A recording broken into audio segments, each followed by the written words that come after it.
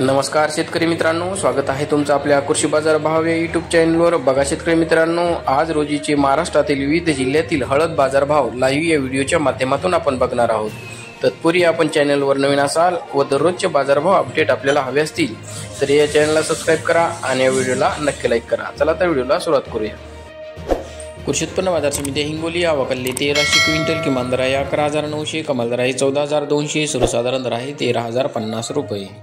यापुढील कृषी उत्पन्न बाजार समिती आहे नांदेड आवकल्ली 505 क्विंटल, किमान दर आहे 11,600, कमाल दर आहे 14,700, सर्वसाधारण दर आहे 13,485 रुपये।